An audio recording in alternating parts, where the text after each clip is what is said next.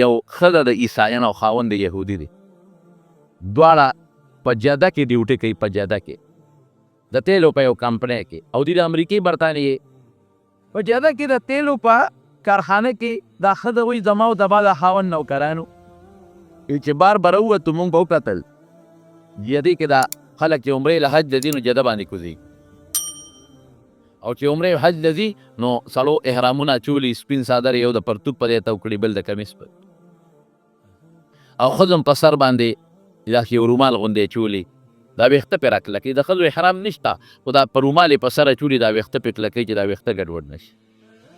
دا ښځه د خاوند ته ویې سړیه د بازار ته چې زه وځم ما په دې لارو کوڅو کې په دې مسلمانانو کې یو ډله داسې ناشنا غوندې ده، سپلیپ نشته، کیړی په خو دی، سر یې سرتور دی، دوه سپین څادر یې کیولي دي، او د ښځو هم داسې یو جدا غوندې نقشه ده. دا څه مسله ده؟ وی خاوند مې راته وایي چې دا دلته یو ښار دی مکه ورته وایي، هلته د مسلمانانو په کال کې یو ځل میله لګي، نو دوی هغه میلې له راځي تهوا، او چې دوی د میلې له راځي نو د هغه میلې قانون دا دی چې دوی به دا جامه اچوي. د انګریزانو د میلو سره شوق وایي ما د خپل یهودي خاوند ته وایي زه خو عیسایان هم یهودي و ما چې ځو نه چې د مسلمانانو دا میله وګورو، وایي چې هلته مسلمان کافر نه پرېږدي، غیر مسلم، هلته غیر مسلم نه پرېږدي.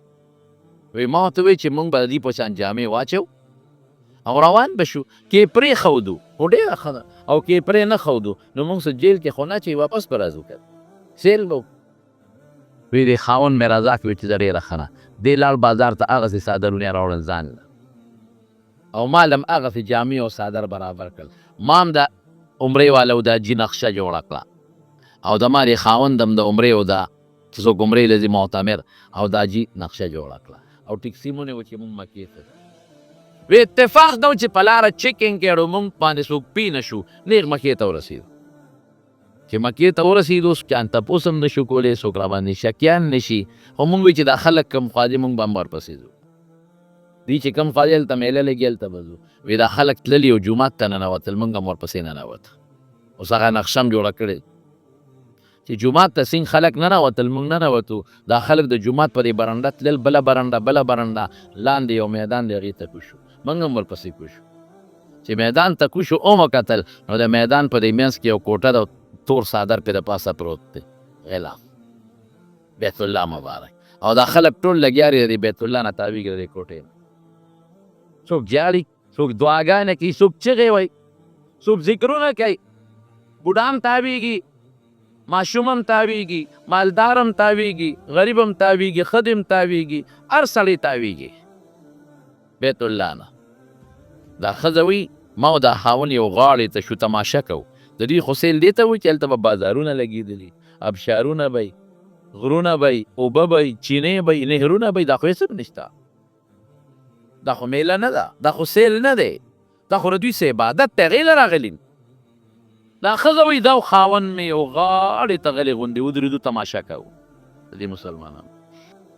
دا ښځه وایي دې کوټې د بیت الله او دې غلاف په ما یو اثر وکړو، او داسې اثر یې را باندې وکړو چې زه پوهېدم چې په سکنډونو کې زما دړه دنیا بدلېږي، زما حالات دننه بدل طرف ته روان دي، روان دي بل خوا، او سوچ بل طرف ته دی، فکر بل طرف ته دی، او زړه مې دا وایي چې دا کوټه کې څه کمالات شته، او د دې مسلمانانو په دې دین کې څه کمال شته، د دې دا مذهب هم رښتونی معلومیږي، د دې دا پیغمبر هم رښتونی دی، د دې دا قرآن هم رښتونی دی، دی بیت الله سره چې کوم نن دین تعلق لري دا ټیک دی، غله بدلېږي. نو ما وی چې د دې او جړه راله چې ګورم بس په سترګو پړه چې اثر راشي، په سترګو اثر راځي، پړه کې اثر بدل، په سترګو اثر بدل، جړه رانه بیګي اوښکې روانې. نو زه دې خاوند ته مخ ورړم، د نه تپوس کوم چې خاونده زما خو دله دنیا بل خوا لاړه، بدله شوه، اسلام ته روانه یم، ورېږه دا نه هم تپوس کوم چې ستاسو حال دی. وایي دونه مې په دماغو کې او په سټ کې او په سر کې سکته نشته چې مخ ور واړو، یو شان بدن ته راکاږي، داسې نشم کولی چې مخ داسې واړو، مخ هم نشم واړولی. وایي ډېر ساعت جاړم، سلګۍ وم، جاړم، وی دې کې چې ډېر ساعت تېر شو نو داسې مې مخ یو طرف ته داسې په زور راواړو.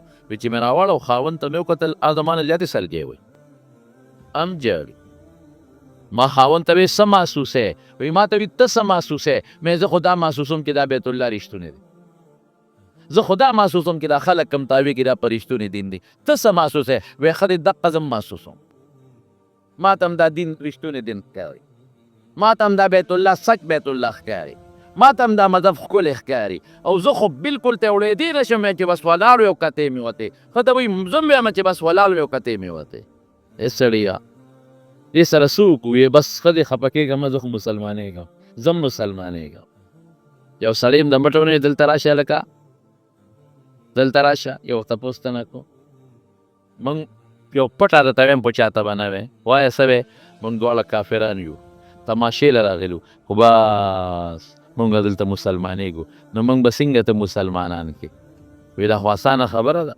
یو کلمه شهادت یې راته ووایي اشهد ان لا اله الا الله و اشهد ان محمدا عبده ورسوله او د هغې په معنا او په مقصد یې پوه کړو بس دا به ووایې د معنا او د مقصد بس ټیک ته هلته هم کلمه شهادت ووایي په مقصد هم ځان پوه کړه او په هغه ځای کې د بیت الله په هغه کتو مونږ له خدای ایمان راکړو برکت د چاو ایمان خو د بیت الله په کتو میلاو شو ټیک ته کشش خو بیت الله کې و چې دی ځان ته راښکل رحمتونه خو که بیت الله ورېدل چې دې طرف ته را متوجه شو لیکن برکت د دغې نقشې و د سپینې جامې و دغه نقشې نه ولیدې او دا نقشې نه وه جوړه کړې نو دې بیت الله له به نو رسېدلی نو چې صرف نقشه باندې الله دونه خوشحالیږي نو چې بار نقشه او دن نقشه نه سرې دواړه د شریعت برابر کړي نو الله به بیا څونه خوشحالیږي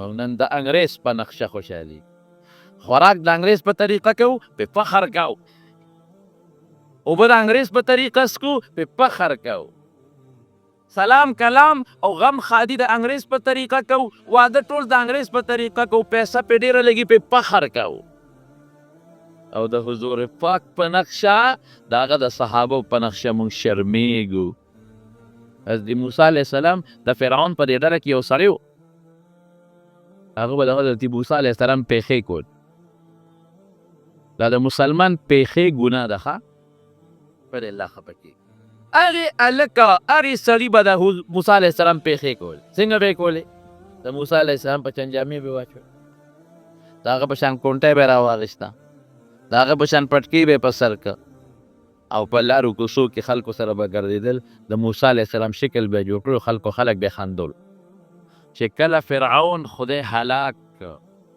دا فرعون لښکر الله هلاک تبې که دغه سړی بچ شو حضرت موسی علیه السلام الله ته رجوع کړه الله چې هغه کوم حرامي ظالم د لاسه زه په اور کې ولاړم او زما پیښې به یې کولې او خلک به یې خندل ادې پکې پرېښو د فرعون نه خو هغه مخکې مردارول پکار ادې بچ که ادې پرېښو ته دې ولې الله پرېښو الله ورته موسی ستا نقشې جوړه کړې وه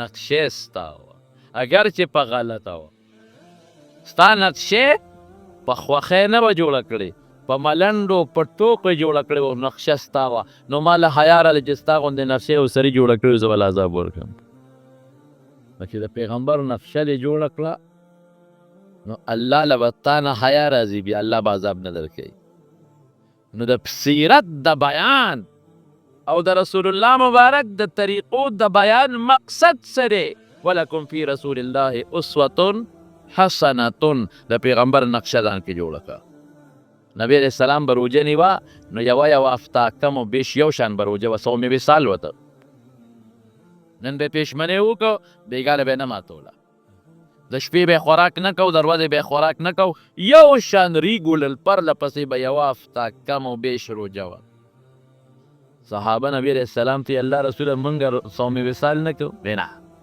تاسو به نه کوئ سره د هغې چې پیغمبر علیه السلام ورته ویې مه کوئ تاسو ما له خدای روحاني تور ډوډۍ م راکوي اوبه م راکوي زه برداشت کولی شم تاسو برداشت نه شئ کولی تاسو ماښام ماتوئ زه خو یې ماښام نه ماتوم زه خو د شپې م خوراک نه کوم زه خو پېشمنۍ م دویمې ورځې نه کوم زه خو یو شان نیسم خو تاسو به نه کوئ ستاسو روژه به تر ماښامه پورې لیکن صحابو دا خیال وکړو چې دا مونږ پیغمبر منې کوي نو دا مونږ په دې وجه منې کوي چې په مونږ خفه کېږي چې دا ناجوړه نه شي شفقت ورته وایي، شفقت یې په موږ، مهرباني یې ده، راشئ نیسو یې.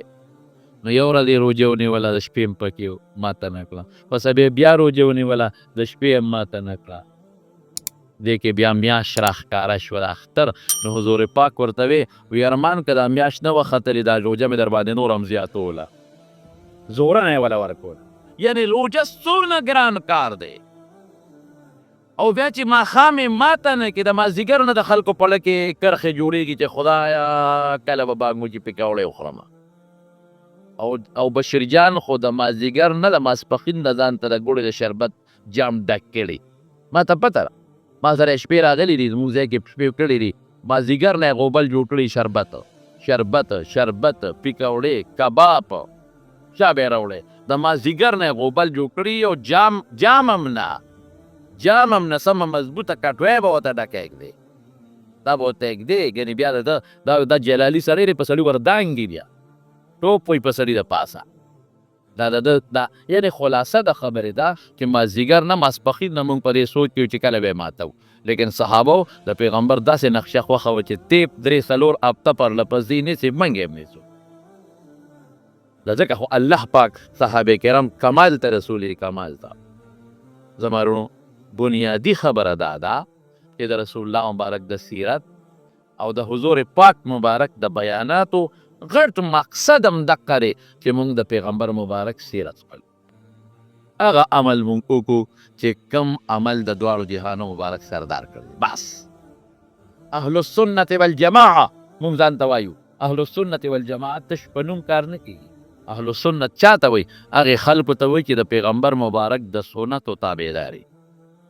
اهل الجماعه چاته وایي؟ هغې خلکو ته وایي چې د صحابهو د طریقو مطابق خپله زندګي تېروي. ځکه صحابه د حضور پاک شاګردان دي، د هغه نه چل زده کړي دي. نو چې رسول الله مبارک څه کړي دي او د هغه ملګرو څه کړي دي، باید پکار دی چې موږ هغسې شکل جوړ کړو، هغسې عقیده جوړه کړو، هغسې عمل جوړ کړو، هغسې اخلاق جوړ کړو. بچي په طریقه لوی کړو، په کومه طریقه چې حضرت ابوبکر خپل بچی لوی کړی، او په کومه طریقه چې حضرت عثمان او حضرت بلال، حضرت ابو هریره او حضرت عبدالله بن مسعود خپل بچی لوی کړی، او په کومه طریقه حضور پاک خپل صحابو بچی لوی کړی، هغسې نشو کولی. ګورئ هغسې به څوک د چا پلان وکړي، خو څه ناڅه نقشه خو وله جوړه کړو که ده. ښځې ته حقه نقشه وښایو، کوم چې د حضرت عایشې نقشه ده رضی الله تعالی عنها، کوم چې د حضرت خدیجې رضی الله تعالی عنها نقشه ده، هغسې که 100% ونه شي او 10% خو جوړه کړه که ژوند بستا هم ښي، د بچو به هم ښي، د ښځې به هم ښي، او سکون به مي، اطمینان به مي، او ټینشن پریشانی به هم ني. نو رب العالمین دې مونږ ته د پیغمبر صلی الله علیه وسلم د سنتو مطابق زندگی نصیبه کړي، او الله دې د بدعاتو نه، د پیغمبر د طریقې خلاف عمل ته بدعت وایي په شریعت کې. او نبی علیہ السلام فرمایي وی چې څوک په بدعاتو کې سر دی او د رسول الله مبارک او د صحابو په طریقه نری روان، د بدعتي سړي ملز، روژه، حج، زکات یو عبادت نه قبلي. د ټولو نه لومبې کور په مخ د ځمکه بیت الله مبارک دی. قرآن شریف کې الله فرمایي ان اول بیت وضع للناس للذي ببکه مبارکا وهدى للعالمین فيه آیات بینات مقام ابراهیم ومن دخله كان آمنا ولله على الناس حج البيت من استطاع إليه سبيلا ومن كفر فإن الله غني عن العالمين. الله وی لومبې کور چې په مخ د ځمکه جوړ شوی دی هغه دا بیت الله شریف. فرشتې چې کله په مخ د ځمکه آبادې شوې نو فرشتو الله نه سوال وکړو چې الله مونږ خو په اسمانونو کې بیت المعمور کې ستا عبادت کوو، اوس خو ځمکه دې جوړه کړه نو زمونږ ډیوټي ځمکه کې ولګېده، نو مونږ به کوم ځای ستا عبادت کوو. نو الله د زمرودو په کاڼي کې یو بیت الله وله ورکړه، یو کاڼي کې یو بیت یو فوټه وه، پیوند او ټانکه پکې نه وه، نو دقه ځای ورته الله وښودي دلته کښېنئ او دغلته عبادت کوئ. بیا چې خدای پیریان پیدا کړل، هغوی په مخ د ځمکه فسادات شروع کړل، نو هغه د زمرودو د کاڼي بیت الله خدای اوچت که جنت ته یې یوړه. نو آدم علیه السلام چې راکوز شو نو دقه ځای ورته وښو، وي دلته بیت الله جوړ کړه. آدم علیه السلام نه پس بیا د نوح علیه السلام په سیلاب کې روان شو، نو بیا شیث علیه السلام جوړ کړل، ابراهیم شیث علیه السلام، نو بهر کې په دې به سیلاب راته، سیلاب کې به دا روانېده. نو ابراهیم علیه السلام چې کله خپله کشره بیبي راوسته او دقه دی پرېښوده او ماشوم بچی اسماعیل یې ورسره پرېښو. او خو دې قصې دې تاسو اورېدلې ده. د اسماعیل علیه السلام لوی شرور لویږي لویږي لویږي لویږي. هلته وله خدای بل بچی ورکړه د هغه بلې بیبي نه. د دې بیبي هاجرې د بچي نوم شو اسماعیل او د هغې بچي نوم چې د بیبي سارې نه پیدا شو د هغه نوم شو اسحاق. نو الله ورته حکم وکړي ابراهیم علیه السلام ته چې یو کور به دلته جوړی په شام کې، یو به په مکه کې جوړی. نو راغی اسماعیل علیه السلام ته وایي ای بچي ما ته الله حکم کړی چې دلته د خدای یو کور جوړ کړم، نو ما سره به امداد وکړي. بابا جي بالکل. نو تیږې به یې راویستې، موجوده چې کوم ځای بیت الله شریف دی نو دی جوړ که. ابراهیم علیه السلام به جوړو او اسماعیل علیه السلام به ونه تیږې ورکولې. یو کاڼی و هغې به ول سره د اوازې کار کو، په خپله به اوچتېده. په هغه کاڼي کې د ابراهیم علیه السلام د دې دواړو خپو د ګوتو د بند دومره نښه هم پرته ده. دا کاڼي کې خپې ښخې شوي دي. هغې کاڼي ته مقام ابراهیم وایي. اوس هم د بیت الله شریف سره نږدې هغه کاڼي په یو چبوتره پروت دی او د شیشې یو د اوسپنې جالی ترې تو ده. خلک ورنږدې کېږي ورته ګوري. د ابراهیم علیه السلام د دواړو قدمونو نښې دي پکې. نو بیت الله د مخکې نه روانو، د آدم علیه السلام پیدایش نه مخکې مو.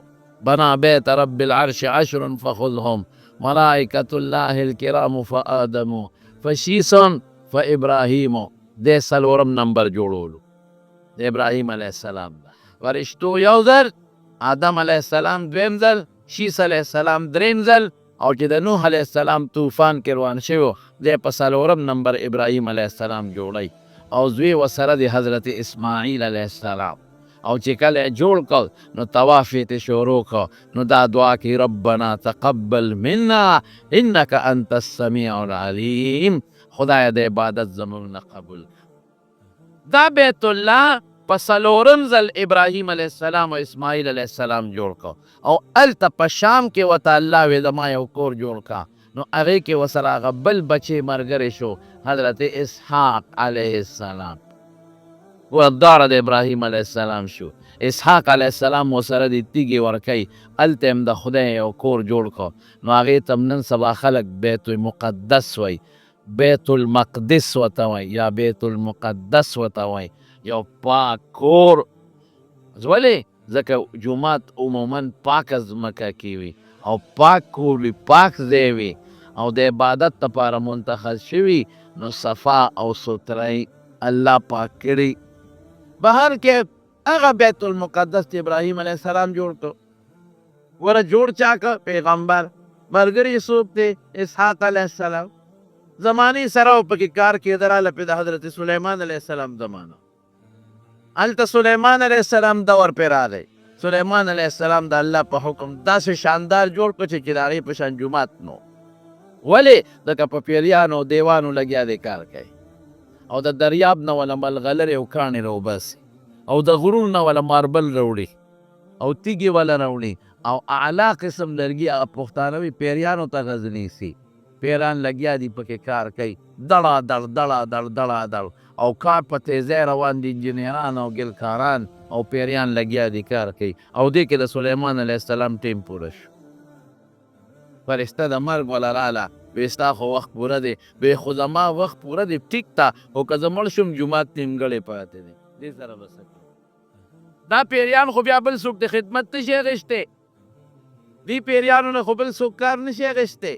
نو که زه مړ شم جومات نیمګړی دی انسان یې نشي پوره کولی.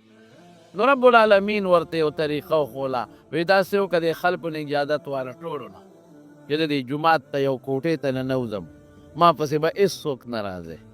زما انتظامات به الله کوي او زه بس د الله عبادت کومه. بس چې څوک هم در پسې رانشي دروازه یې ځان پسې بنده کړه. هغسې وکړه. په ممبر کېناسته او کونټۍ راواغېسته، هغې دې زنې ته کېښوده. دا کونټۍ دلته کېده دې زنې ته. پیریان به وایي چې دې جمدی دی موږ درنه څه وباسو. نو دې به کار کوي او چې کله د جومات کار خلاص شو بیا به پته لګي الله هغه څه کوي چې د انسان په عقل او په دماغو کې نه تېرېږي.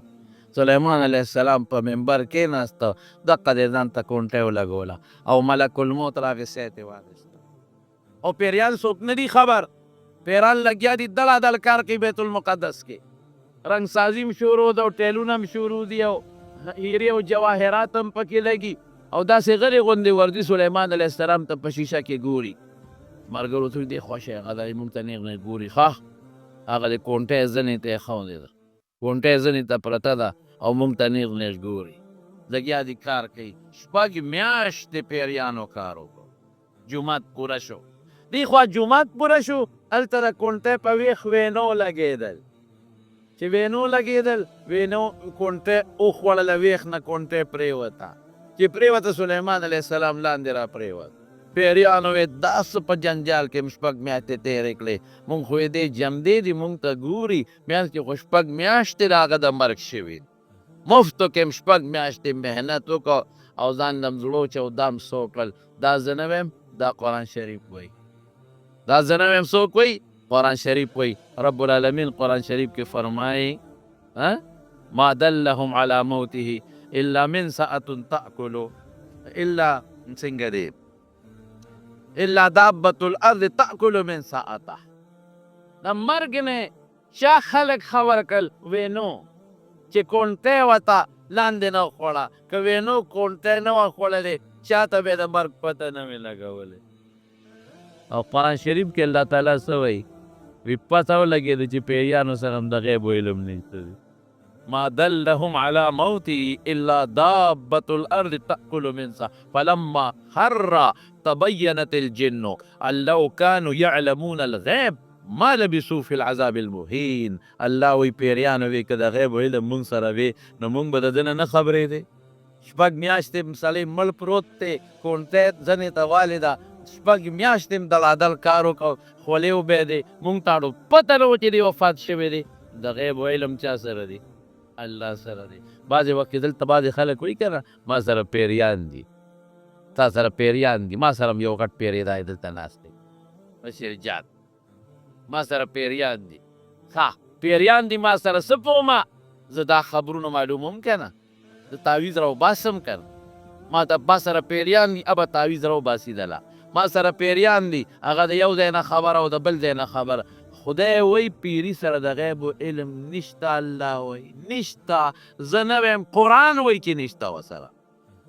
تبینت الجن ان لو كانوا يعلمون الغیب ما لبثوا في العذاب المهین. پیریانو وی ګوره که نه خبره ښکاره ده، که مونږ سره د غیب علم وی، زمونږ مشرانو سره د غیب علم وی، زمونږ مولیانو سره د غیب علم دی، د پیریانو پیرانو سره د غیب علم وی، نو په دې عذاب کې به ولې پراته وو؟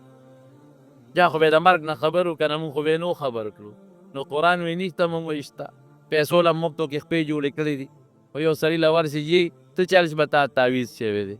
دا به څنګه چل کېږي؟ دا ما سره یو توره غټه ښاپېری ده او هغه به ولېږم دله به راوباسي، خو ګورې 15,000 روپۍ به راکې، 15,000 دې جیب کې واچي، تعویض یې کور جوړ کړي هغه ورته راوغورځئ، یا د قبر خوا کې وله ښخ کړي ورشي، ویل ته قبر وکنه راوباسه، بس یو خو بچې پرې فوټو مو وباسه. ښه فوټو مو نو چې یو سړي ته یو او نن سبا خو چې یوې ښځې ته دا شی معلوم شو بس پرېږده، ټول اوس په یو په ټولو کوڅو کې ګرځي، وایي که ما یې تعویض راوویسته کړ، ټیک شوم که نه. بل بل بل بل بل د خدای خاطر وکړئ، قرآن ته به ګورو. ښه په قرآن به نظر کوو. د غیب علم چا سره دی؟ یو الله سره دی، بل چا سره نشته.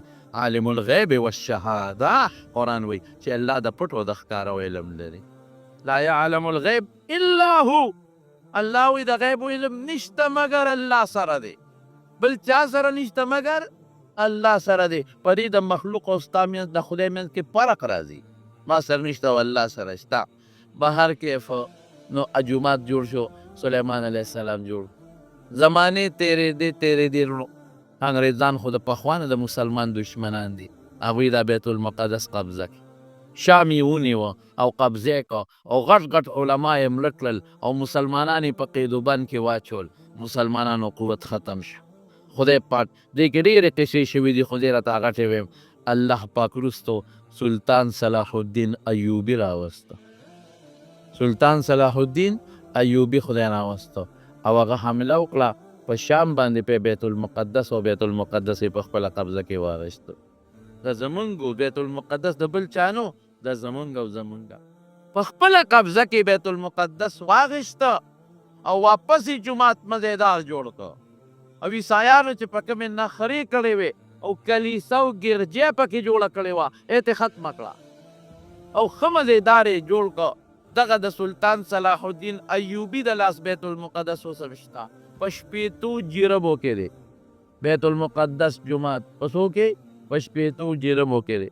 شپېته جربه 13 کړی، شپېته جربه دا تقریبا څو کاله شو؟ یو سل 240 240 کاله کې دا جومات جوړ دی او خشته ټیلونه پکې لګولي دي، خشته ټیلونه. او ما ته پته نشته، زموږ حضرت شیخ شهید مولانا سنجان صاحب رحمت الله علیه تللی و، هغه دا ویلي دي، وایي چې داسې ټیلونه یې لګولي دي چې په هغې کې مخامخ ورته ګورې تا ته به خشته ښکلې ټیل ښکاري، خو که لږ پترس ورته ګورې نو د سلطان صلاح الدین ایوبي تصویر پکې په نښه راځي. او یو محراب یې جوړ کړی، دا محراب یو، او دا د یو لرګي نه جوړ دی دا محراب. په دې کې ټانکه پیون میخ نشته، داسې محراب یې جوړ کړی دی. نو لګیو مسلمانانو پکې منځونه کول، آبادو. نو یهودیان غاصبان رالل، نو د بیت المقدس په ښار یې حمله وکړه. نو چې حمله یې وکړه نو ښار یې ونیوه، خو متنازع دی، ګورې په زور یې نیولی دی. نو چې ونیوه نو په دا نیمه کې وله دیوال وه، نو نیم یې مسلمانانو ته پرېښود چې په دې کې تاسو خپل عبادت کوئ، او په نیم کې هغې ځان له خپله عبادت خانه جوړه کړه. نو اوس نیم بیت المقدس د هغوی عبادت خانه ده او باقي نیم پاتې دی. ای مسلمان ته پرېښی دی، خو څنګه مسلمان ته پرېښی دی؟ په دروازو یې مسلمان نشته، په دروازو یې یهودیان پولیس ولاړ دي، په دروازو یې د یهودیانو پوج ولاړ دی، په هغه نیم هم. نو که څوک پرېږدي جومات ته نو بس د هغوی اختیار دی، او که څوک نه پرېږدي نو واپس یې کړي. اوس دا بیت المقدس هغه جومات دی چې رسول الله مبارک 14 میاشتې څه د پاسه دې ته مونځ، لومبي رسول الله مبارک بیت الله ته مونځ کو، حضور پاک به لومبي بیت الله ته مونځ کو. چې کله مونځ نو فرض هم به رسول الله مبارک بیت الله ته مونځ کو. او که کوم وخت رسول الله مبارک ته پیغمبري نه ده میلاو شوې او په غار حرا کې مونځ کوي، نو بیا بیت الله مبارک ته مونځ کوي، بیت الله شریف ته. د هجرت نه 3 کاله مخکې الله پاک ورته حکم وکړ چې بیت المقدس ته مونځ شروع کړه. په مکه مکرمه کې د هجرت نه 3 کاله مخکې، نو بیا به هم نبي علیه السلام بیت المقدس ته په داسې طریقه مونځ کو چې دې خوا به ودرېده نو هم به بیت الله ته مخ و، هم به بیت المقدس ته مخ و، په داسې طریقې مونځ کو. خو چې کله نبي علیه السلام د مکې مکرمې نه مدینې ته هجرت شروع کړ، نو بیا په هغې عمل ممکن نو، بیا دواړو ته مخ کولی نه شو، نو بیا بیت المقدس ته مونځ کو، هغې ته یې مخ کو.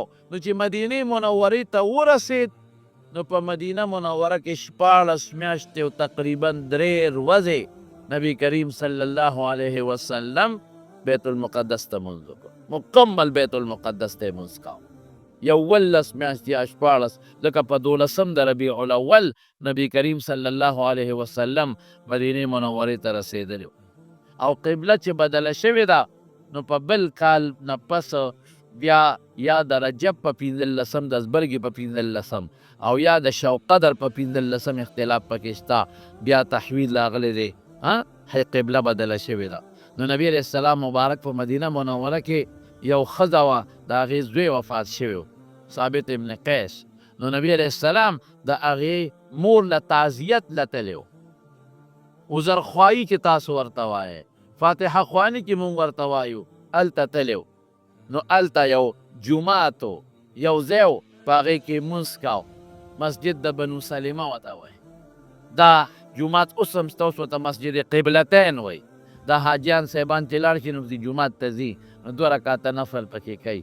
وادي عقیق ورته وایي، دا ډېر برکتي علاقه ده، نږدې ورسره بلکل نږدې دې سره د جامعه اسلامیه ده، د مدینې منورې اسلامیک یونیورسټي ورته وایي، او داسې ډېر نږدې ورسره هغه کوین دی کوم چې حضرت عثمان رضی الله تعالی عنه د یهودي نه په بیه اخیستی و، او مسلمانانو ته وقف کړی هغه ټیم ورسره دی بیر عثمان بیر رومم ورته ویل کېږي هغه ټیم ورسره خوا کې دی نو حضور پاک د ماسپښین په منځه ولاړ بیت المقدس یا بیت المقدس قبله وه هغې ته نبي علیه السلام لمونځ کو صحابه ورپسې و دی کې حکم راغی په مانځه کې دنه فول وجهک شطر المسجد الحرام وحیث ما کنتم فولوا وجوهکم شطره بس اوس تاسو بیت الله ته مخ کې او نبی علیه السلام به خدای ته لاس اوچتول قد نرى تقلب وجهك في السماء فلنولينك قبلة ترضاها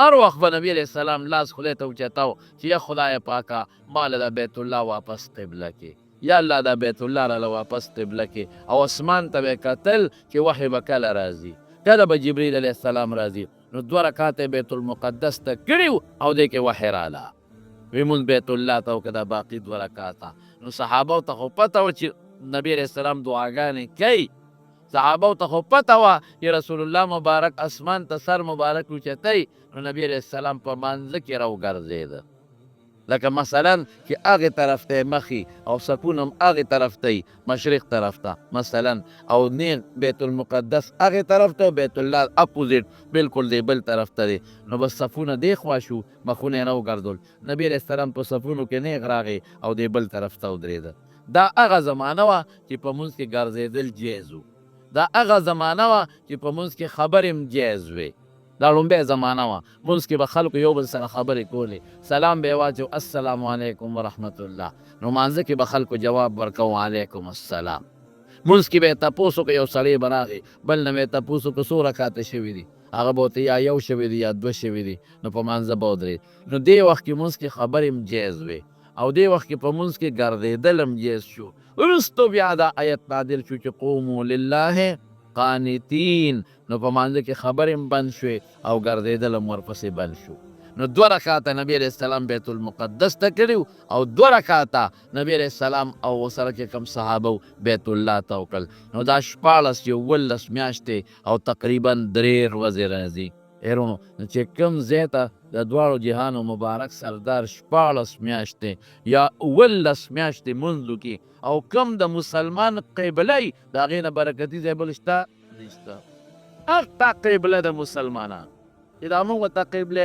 اول وایي نو اول څه حقیقي اول نه دی د هغې نه مخکې رسول الله مبارک بیت الله ته مونځ کړی دی خو دا تحویل چې راغی د هغې نه مخکې بیت المقدس ته 14 میاشتې مونځ شوی دی نو هغه نن د یهودو په قبضه کې ده نیم کې خپل عبادت خانه جوړه کړې ده او باقي نیم کې د مسلمانانو ده خو د هغوی خوښه دیوالی پکې والی کې کوم مسلمان پرېږدي او کوم مسلمان نه پرېږدي نو نن پکې ستا د امریکې صدر ټرمپ اعلان یې وکړه اوسه پورې دا د بیت المقدس ښار دا ګوریاد ساته دا د اقوام متحده قانون دی اوس افسوس دا کوم که مسلمان ګولیزه خلاصه کړي که نه ګولیزه نو اقوام متحده ورپسې رامنډه کړي ورته وایي ګولیزه دې ولې خلاصه کړه نو دې م وایي پلار هم وله وایي رور هم وله وایي قوم هم وله وایي کلي هم وله وایي وطن هم وله تباه کړي تا ولې ګولیزه خلاصه کړه تا پټاخه ولې خلاصه کړه او که امریکاني او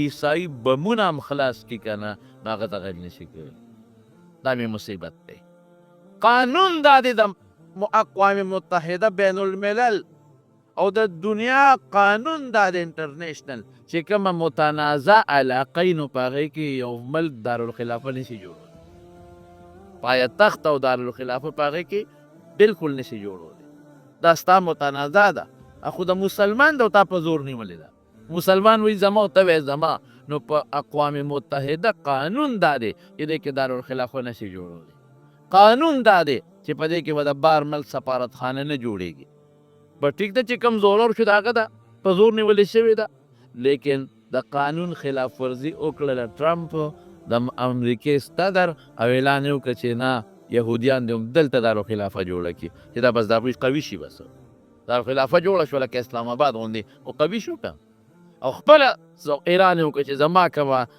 سفارتخانه ده دا دې ملته جوړه شي مسلمانانو دا ظلم دی که نه دی ظلم دا زیاتې دی که نه دی زیاتې نن په ټوله دنیا کې د هغې دپاره مظاهرې شروع دي اور یې وکه نه اور یا خدای ستا بیخ وباسه، ته خو په امریکا کې ستا ملک خو امریکا ده، ته خو د اسرائیل وزیر اعظم او صدر نه، تا دې سره څه کار؟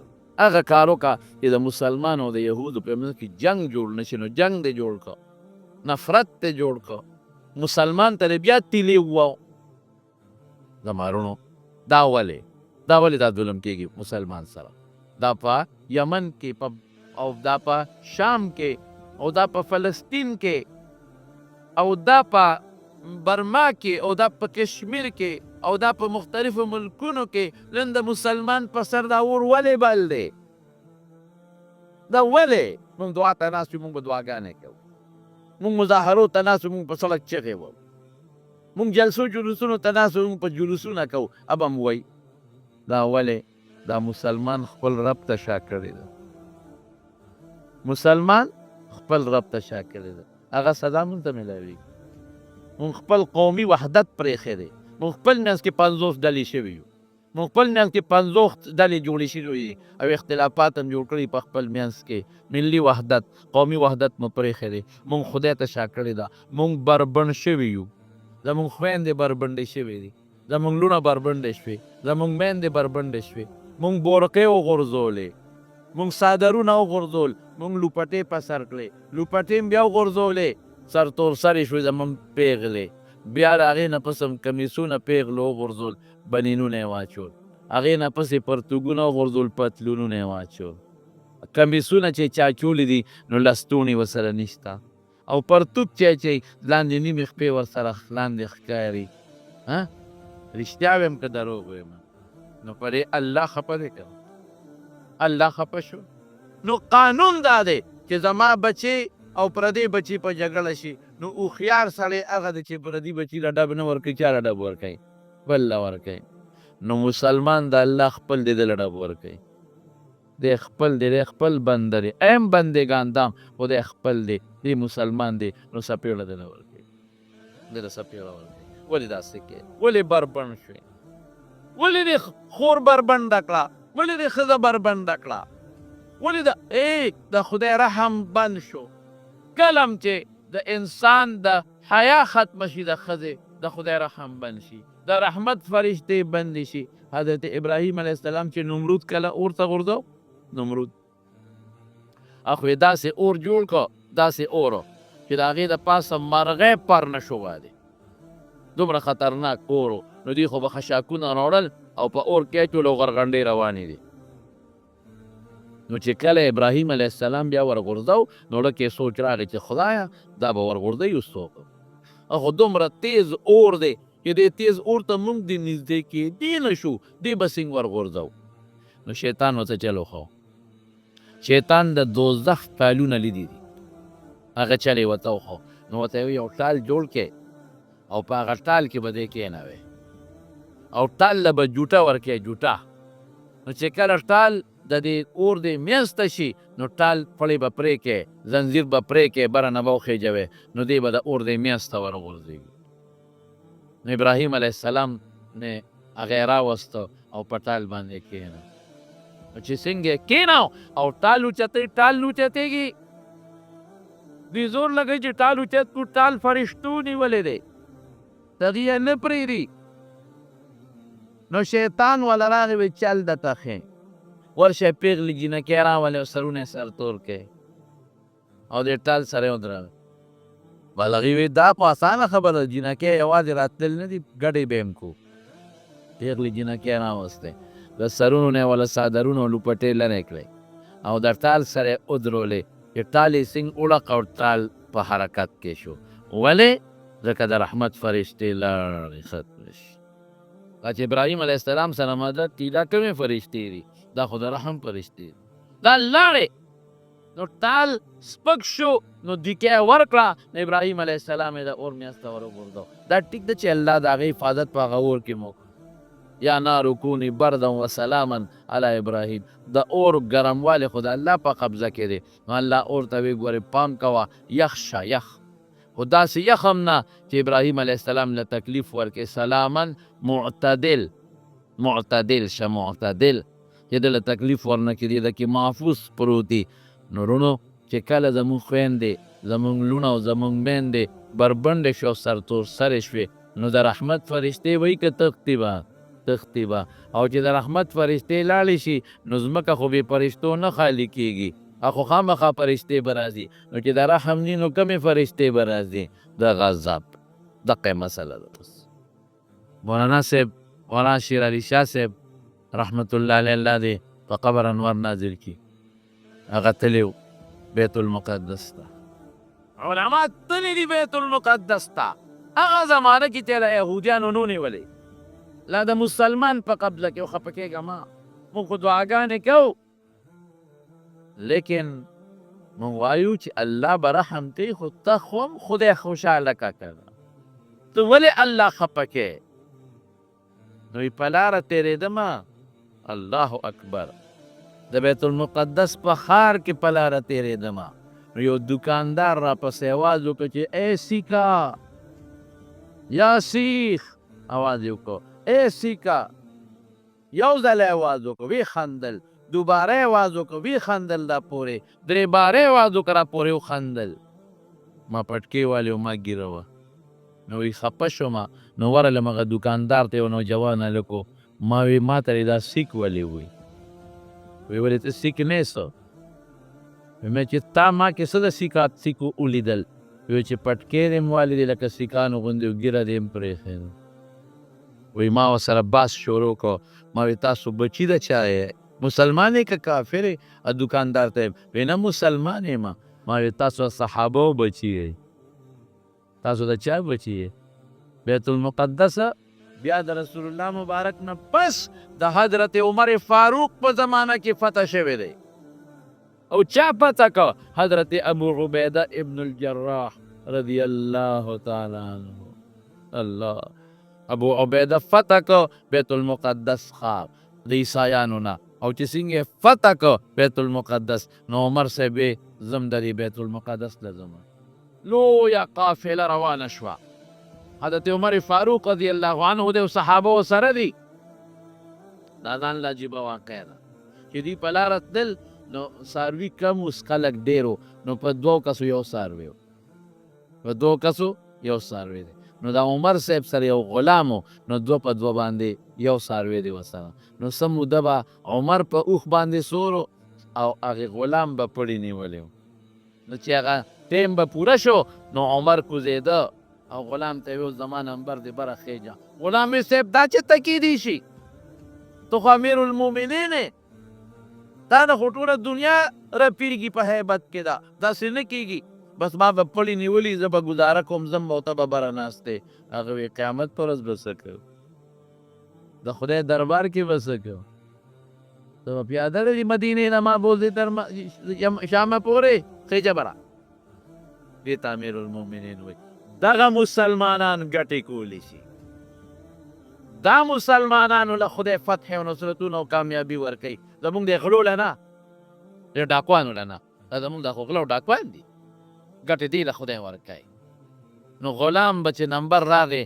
نو پړی به ونیو عمر صاحب به بره وخت او چې کله به د عمر صاحب نمبر راغی نو غلام به بره وخت او پړی به حضرت عمر فاروق نیولی غلام بره نو چې کله عجیبه دا وه چې کله د ښار ته داخلیږي که نه مصر ته لا داخلیږي هغه شام لا وروسته دی چې کله د ښار ته داخلیږي دغلته کې نمبر د عمر د پړي د نیو راځي غلام ورته صاحب ښار ته داخلیږي دنیا خلک استقبال له راوتې ده دنیا استقبال له راوتې ده نو چې زه بره ناست یم او تا پړي نیولي شرم نه دی خلق به څه وایي عمر وی نه انصاف نه به کار بله خیږي ټولو خلکو مینتونه ورته وکړل صاحب داسې نه کېږي وی بس په ارام کښېنه علما د پخوانو کتابونو راغلي دي کتابونو ته ګوري د عمر خو یو دبدبه وه یو لویه جذبه ده عمر ته هم ګوري کتاب ته هم ملګرو ته یې وی دا امیرالمؤمنین نه دی چې دا بره ناست دی دا نه دی تاسو وایئ چې په پلانکي اس باندې سور دی او مخکې اوښ باندې سور دی دا امیرالمؤمنین والله که دی مونږ کتابونو کې چې د آخرې زمانې د پیغمبر د دویم خلیفت هم صفتونه دي په دې لږ کې نشته هغې ورته چې پړي نیولې دا وګورئ پړي نیولې دا وګورئ وایي ده کې دا صفتونه شته خو دا خو غلام دی د خو پړې نیولې دی وی دا غلام نه دی د امیر المؤمنین دی نو چې په ښار ور دننه شو نو هغوی به د جنکۍ رایستی او ورته وی چې د سامانونه په لوښو کې واچوئ او د مسلمانانو په دې لښکر کې ور دننه شئ د په دې بهانه چې مونږ په تاسو سامان خرڅوو ګولۍ خرڅوو دې زمانه کې مثلا بل شی خرڅوو نو دوی به نظرونه په تاسو لګېږي او که دنه نور څه مطالبه کوي نو پوره کوئ چې دا مسلمان برباد کو ورې عموما چې کافر مسلمان نیولې دی په دقې رانیولې د مسلمان د نیوکو طریقه دقه ده ور دننه شئ په دې فوج کې نو جازارونه بربند کې خلک هم ښکلې د هغې علاقې ښه شته دی او که نور څه مطالبه کوي مې منئ الله عمر صاحب یو خوش آواز تاوی وی د قرآن شریف د آیت تلاوت وکړه قل للمؤمنین یغضوا من ابصارهم مسلمان ته اعلان وکړه چې نظر ښکته کړه او د خپل اندامونو حفاظت وکړه او مسلمانو ښځو ته مو وایه الله وایي چې نظر ښکته کړه او د خپلو اندامونو حفاظت وکړه هغه قاري لګیا دی تلاوت کوي او صحابو سرونه ښکته کړل یوې ښځې ته هم نیغ نه ګوري یو ښځې ته نظر قدرې ونه کړ دا مسلمانانو ګټې دې خلکو کړي دي نن خو یې په موږ پسې بربنډتوب پورته را دننه که که نه پخوا به خلک سینما له پېښور ته تلل فلم له به پېښور ته تلل اوس په برستن کې دننه فلم ګوره او چې کم نمبر فلم ګورې نه ګوره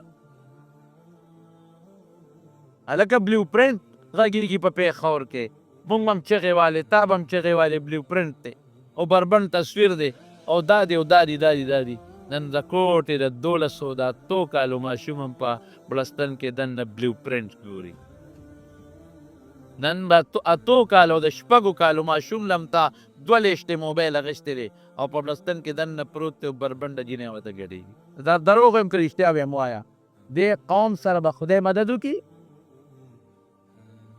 ما د سترګې خدای دې نه راکړي ما د غوږونه خدای دې نه راکړي ما د زړه خدای دې نه راکړی دی ما د اندامونه خدای دې نه راکړی دی والله اخرجکم من بطون امهاتکم لا تعلمون شیئا الله وی د مور د ګېډه نه مې راوویستی هېڅ نه نوی خبر وجعل لکم السمع غوږ مې درکړ والابصار سترګې مې درکړ والافئده زړه مې درکړ لعلکم تشکرون چې د دې نعمتونو قدر وکړئ او مفسرین لیکي وی دا سترګو قدر دا د شکریه دا ده چې ته پې نیکو ته وګورې ګناه ته پې نه ګورې دا د سترګو نه شکري دی وکړه